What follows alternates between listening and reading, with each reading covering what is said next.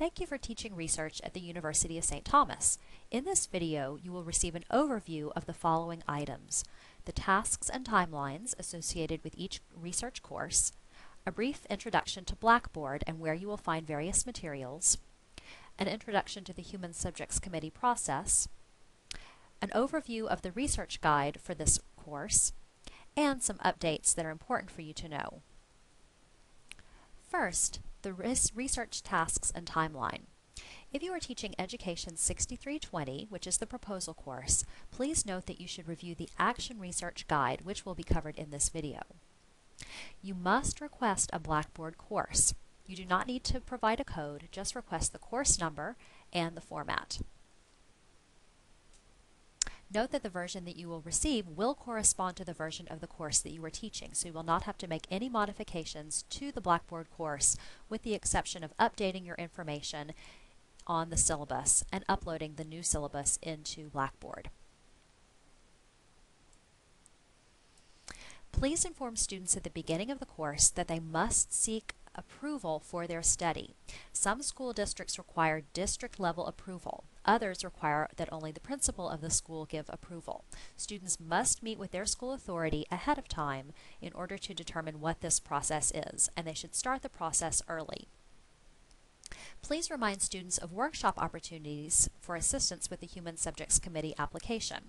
I will be providing information about these workshops in the coming weeks. The Human Subjects Committee form is due during week 8 of the course.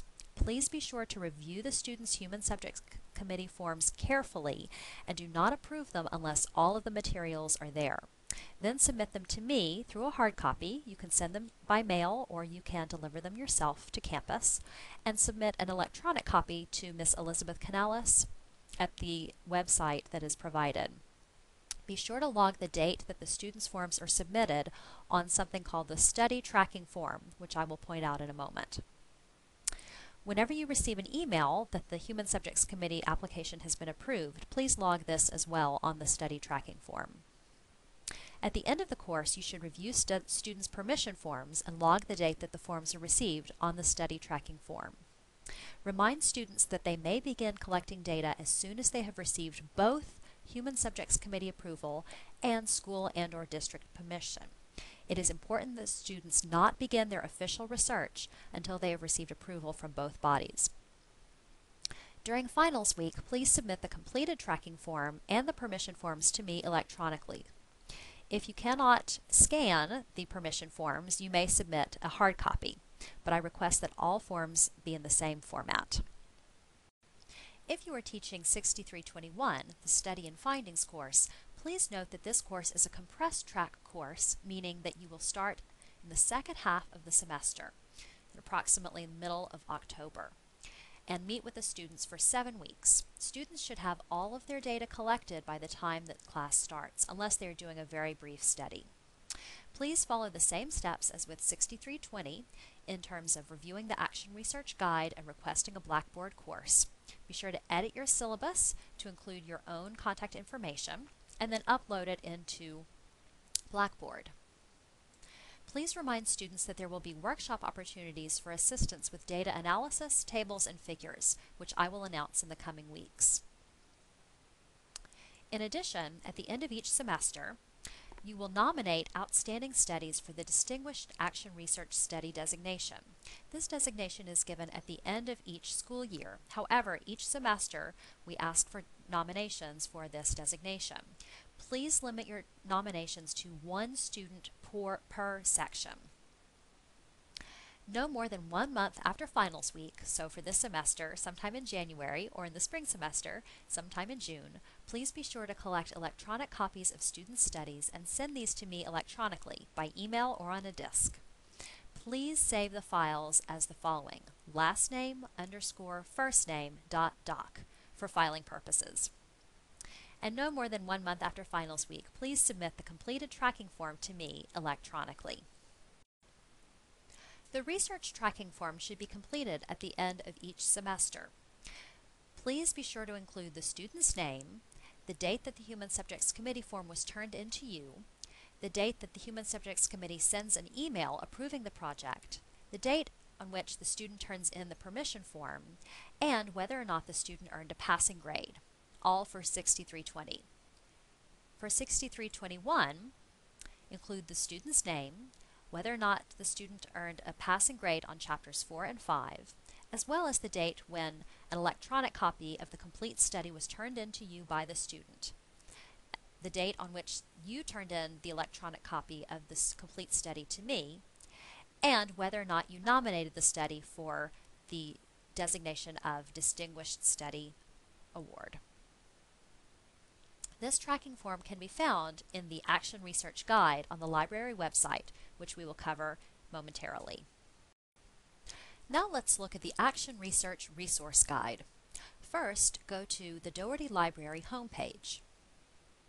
Then click on Research Guides under Resources. Search for the guide by subject, Education,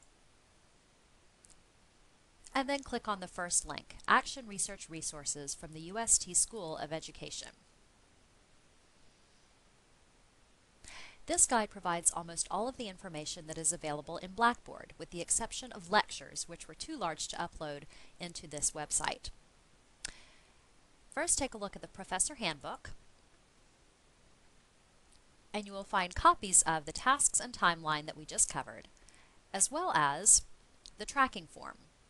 In addition, there are documents such as a sample study formatting guide, which students must use to format their research study, a list of the major assignments, as well as a description of the study standards and some recent study titles that students have written.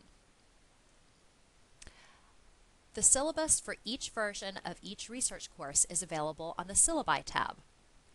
Please find the syllabus that corresponds to the version that you will be teaching, download it to your computer, and include your contact information. Then you can upload this completed syllabus into the Blackboard. Note that you should also add the dates of the course as well as due dates to your syllabus. However, nothing else in the syllabus needs to be changed. The traditional syllabus is for on-campus 15-week courses.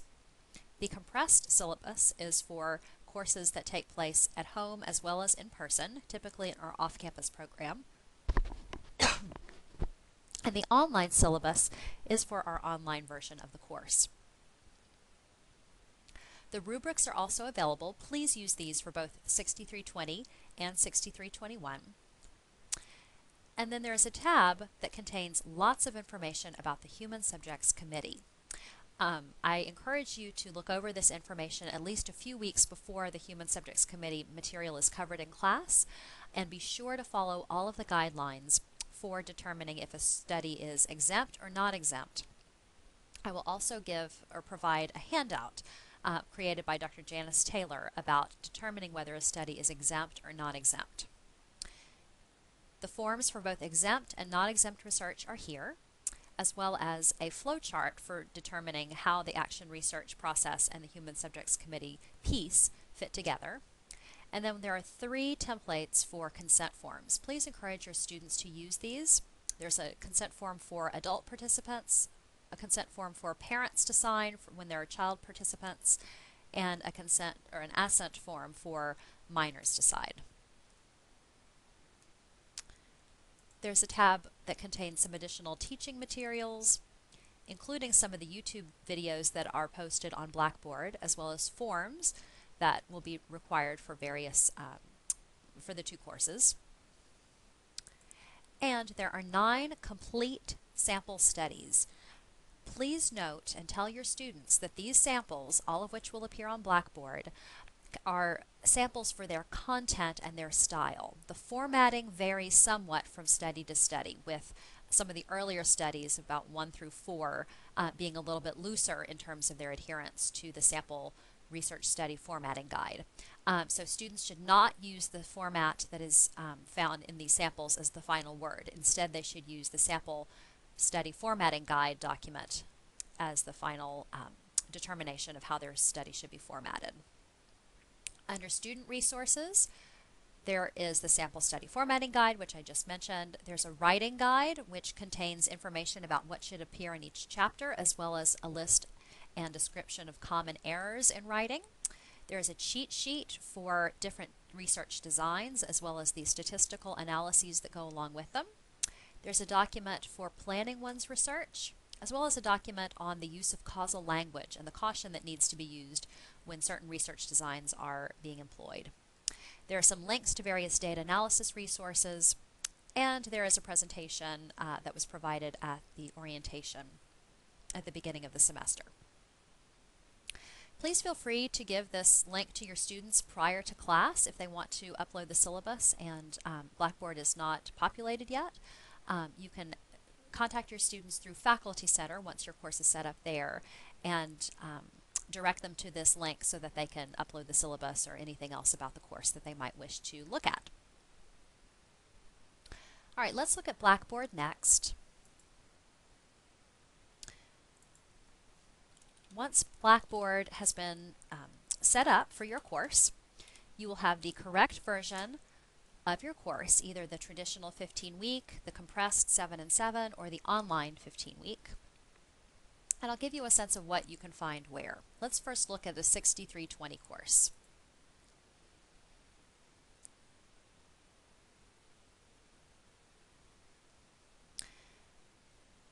This is an example of the traditional the compressed track 6320 course. You'll find a tab for the syllabus, which contains the same syllabus that you find in the research guide. Again, you can download it, include your information and due dates as well as class dates, and then re-upload it here.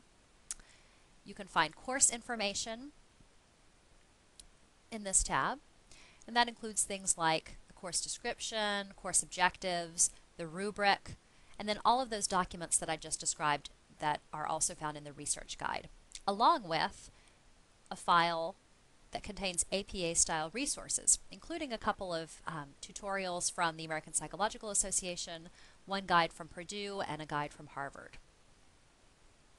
Under Course Documents, you'll see a number of folders.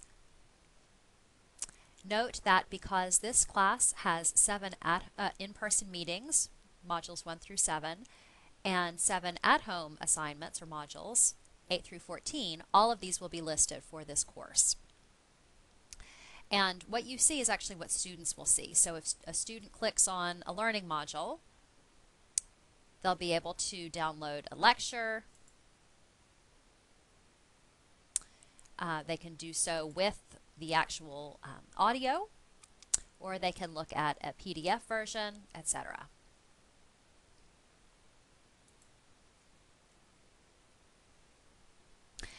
In the second half of the course, or second half of the semester for the compressed track course, you will note that the learning modules also contain a discussion board element.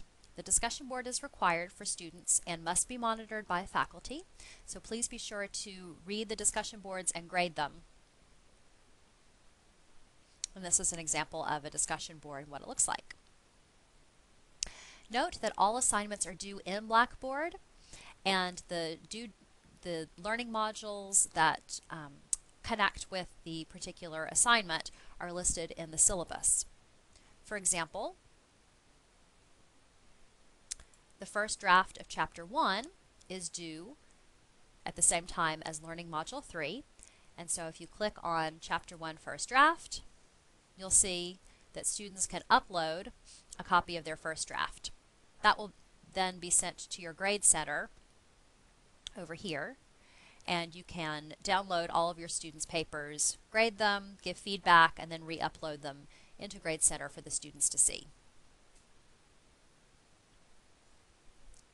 There is a tab on human subjects, which contains, again, all of the information that is on the research guide, including the consent form templates, the process, as well as this school or setting authority permission letter and form.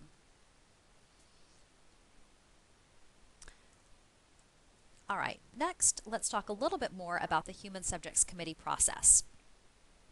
Most studies will be exempt from full Human Subjects Committee review, meaning that they'll only be reviewed by the professor as well as a small committee in the School of Education, and then final approval will be given by the chair, but without a lengthy review process. So most studies that are educational in nature, that do not involve collection of sensitive information, that involve standard educational practices will be exempt. And again, please see the handout by Dr. Taylor for additional information about this. The exemption form is fairly straightforward. Students should complete the first page, and I do mean complete, including their email address and telephone number. The start of the project is the date the form is completed. The end is 1 year later. Most projects don't take a year, but we like to give a year just in case.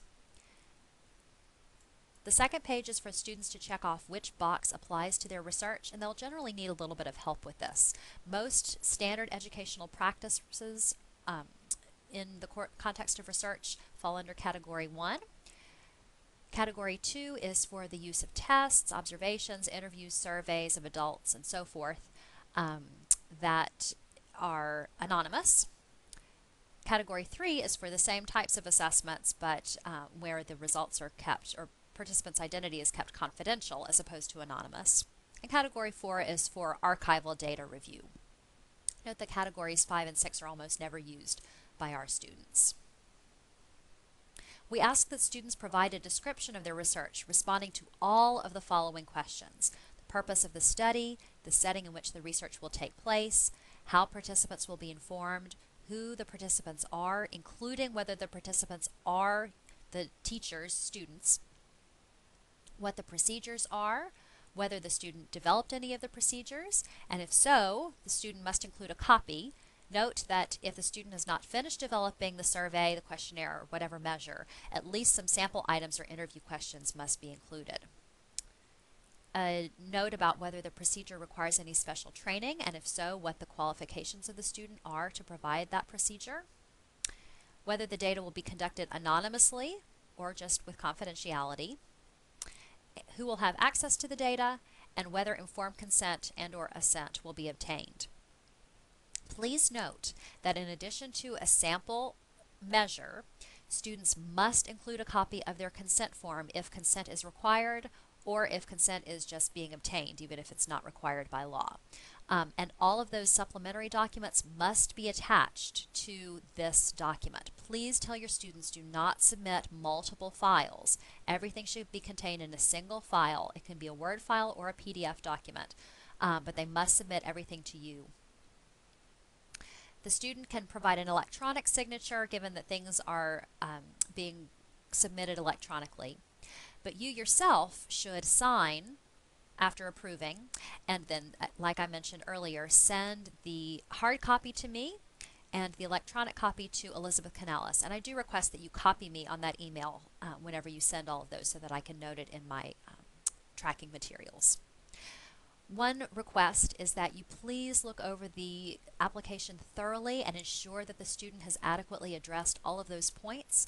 Failure to do so will result in significant delay of the student receiving approval, and will potentially have to go back and forth in communication with the student. So we'd prefer that if you see an incomplete application, that you contact the student directly, let the student know what changes need to be made, and then have the student resubmit the revised form before sending it on to me, as well as sending it to Ms. Canales.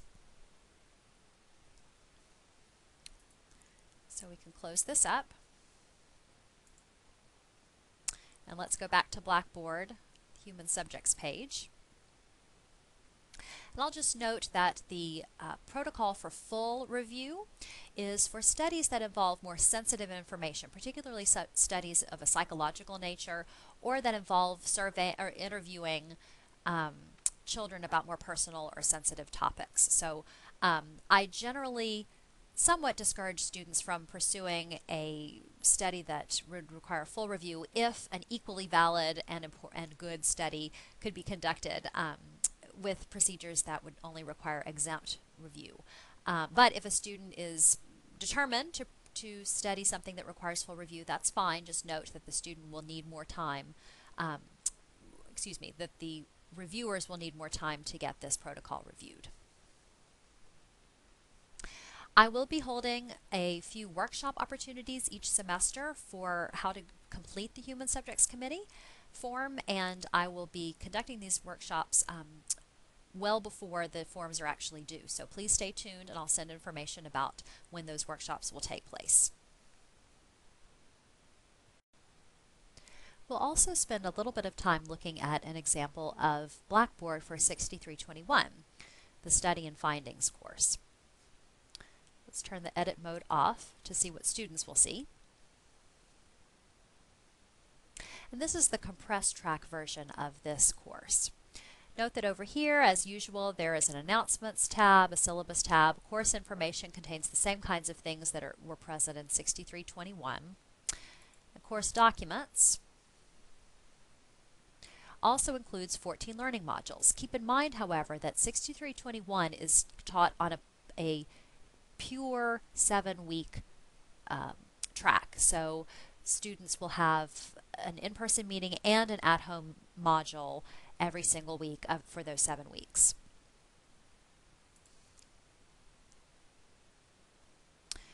There's somewhat less information or lecture information present for 6321, but there is, I'll show you an example of a learning module that contains some useful information, I think. In addition to lectures, there is a tutorial that students can access, which takes them to a link to a YouTube video that leads them through whatever topic or skill is being covered in that module. So for example, this one is how to use Excel to manage one's data and to conduct descriptive statistics. So those are the kinds of modules and learning materials that are available in 6321. Similar to 6320, all of the assignments are due through Blackboard, and so by clicking on a link when something is due, you'll see that, for example, a progress report form is due the first week, i.e. Learning Module 2. And students submit their progress report form here. All right, there are just a few updates that I'd like to conclude with. First of all, just a reminder about the use of the term action research study rather than thesis. We are not using the term thesis to describe the product that students complete or create. Instead, we are calling it an action research study, so please be consistent in your use of this term. We also want to remind you that feedback is due in a timely fashion on all drafts. So students now write 2 drafts of each chapter for 1, 2, and 3, and have a sort of a mock-up of chapter 4 as well as a final draft and 2 drafts of chapter 5. Please provide feedback on all of these chapters, even though the second draft is typically what's graded. Note that the turnaround of papers is typically 1 week, so students turn in their paper and the professor typically, or their chapter or draft, and professor typically turns that back in within a week. And then students usually have about another week to turn in the second draft, but of course you should go based on the syllabus and the indication of what the due dates are. A reminder that whenever you submit the final document, their final action research study, chapters 1 through 5, please name that file last name _ first name .doc. Please do not include any other information in the file name, but make sure that the student's last and first name are both there. And finally, just a reminder to please adhere to the syllabus and to the assignments. Please don't give additional assignments to students. You can certainly give them supplementary readings that are optional. You can provide them with all kinds of additional resources, but we request that you not give them anything else that they have to do for a grade, because the courses are very writing intensive and there are plenty of assessments already. Finally, Dr. Taylor and I will be attempting to make some site visits over the course of the year. We'll especially be visiting with new faculty to make sure that all of their questions are answered and that they have appropriate support. But if you would like a site visit or if you have any questions at any point, please don't hesitate to contact me, Catherine Barber, and my email address is barbercr@sttom.edu. My phone number is 713-525-3830. Thank you.